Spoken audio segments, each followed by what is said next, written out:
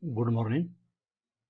This is video number 313, and in this video I'm going to explain the theory of binary logistic regression models. Let me introduce the logistic regression model.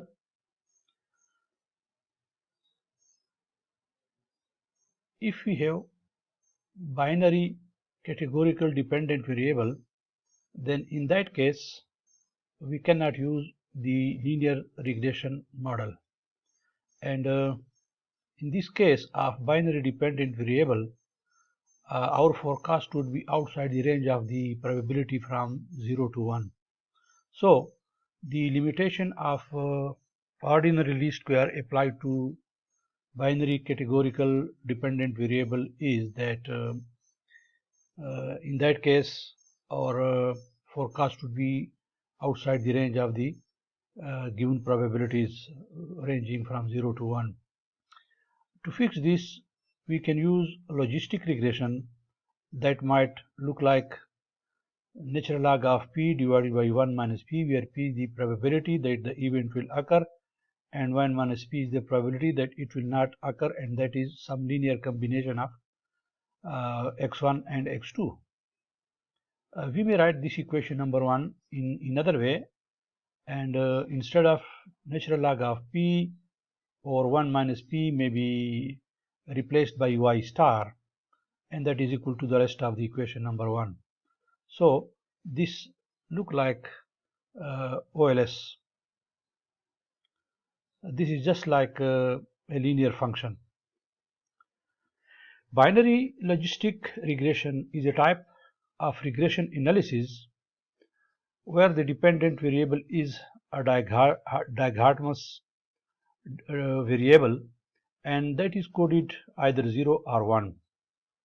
So the question is, why can't we use ordinary least square estimators to estimate y hat that is equal to a plus bx? We may get the answer in terms of the sign and significance of the coefficients. It means that if we have dummy dependent variable and on the right hand side there are some numeric and some maybe qualitative variables, we may still use OLS, but there will be three major problems that will emerge. So what are those emerging problems in case if we apply OLS to binary logistic regression model? The first problem is that the error terms are heteroscedastic, that is, the variance of the dependent variable is different with different values of the independent variables. Secondly, the error terms are not normally distributed in case of binary logistic regression. And the third and the most important one is that for the purpose of interpretation, the predicted probabilities can be greater than 1 or less than 0, which can be a problem for a subsequent analysis. The fact is that the probability cannot be greater than 1 nor less than 0, but if our predicted probabilities are out of this range, then it's a problem for interpretation and some other analysis. The Logit model solves these problems, and we may have natural log of p over 1 minus p, that is also known as the Logit or log odds, and that is linear combination of a plus bx, and we can write p over 1 minus p is equal to the exponential of a plus bx, or we can write e raised to the power a into e raised to the power b times x, where ln is the natural log or natural log to the base e, where e is 2.71828. P is the probability that y for case is equal 0, that is probability of y is equal to 0, that the event will occur. 1 minus p is the probability that the event will not occur. In that case, y is equal to 0. And p divided by 1 minus p is the odds, or you can say the odd ratio and the natural log of p divided by 1 minus p is the log odds or simply the logit. If we have logistic distribution, then it can be like this. It's S shape, and this can be transformed. However, the log odds are linear. Since the logistic regression function is linear in terms of the natural log of odds, so we have a linear curve, but for logit we have this kind of graph, that is S shape. And we can compare the limited probability and the logit models. For the linear probability model, the function is linear, this red line, and for the logistic regression, the logit function behaves like this. This is S-shaped, and this origin shows that the probability that the event occur is equal to 0, and this is the maximum that the probability is equal to 1.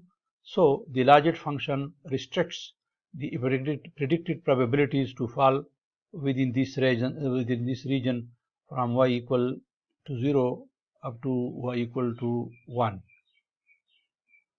The logistic regression model is simply a nonlinear transformation of the linear regression. The logistic distribution is an S-shaped distribution function, that is the cumulative density function, which is similar to the standard normal distribution and constrains the estimated probabilities to lie in the range of 0 and 1. Logistic distribution, with the logistic transformation, we are fitting the model to the data better. As I mentioned earlier, the probabilities will be restrained to occur in this range. However, they can be transformed to the log odds, which are linear. In logistic regression, we basically predict z, not p, because of z's convenient mathematical properties, and z is a linear function of the predictors, and we can translate that prediction into a probability. Z means the logit and p means the probability. So z stands for the natural log of p over 1 minus p. The natural log of the odds is called the logit, and that is equal to z, as I mentioned earlier, and the formula for that is z is equal natural log of p over 1 minus p, and that is equal to beta naught plus beta 1 x1 plus beta 2 x2 up to beta k xk plus error term. Betas in logistic regression are analogous to betas in OLS, and the regression coefficient is the average change in z per unit increase in x1 controlling for the other predictors or other independent variables, and we calculate changes in the log odds of the dependent variable, not changes in the dependent variable as in OLS. So we must keep this in mind, that we can calculate changes in the log odds of the dependent variable rather than the dependent variable itself. Interpreting logistic regression results, we can estimate the logistic regression model using any software, maybe SPSS, Manytape, eViews, could be Stata, or any other software. And in these models we have chi-square, that is equivalent to F test in OLS regression, and here we have Wald statistics and significance for each coefficient rather than the t-statistic, logistic regression coefficients betas, and we also have exponentiated beta, that is equal to odds ratio. Interpreting logistic coefficients, we may identify which independent variables are significant by looking at the p-value, and if you look at the sign of the beta 1, if beta 1 is positive, it means a unit change in x1 is increasing the odds of the event happening after controlling for other predictors. If beta 1 is negative, then the odds of the event decreases with the unit increase in x1 variable. We may also look at the column which is labeled as exponentiated beta, and exponentiated beta means e raised to the power b, or e to the power b, that is called as the odds ratio, and we usually use the symbol epsilon for this.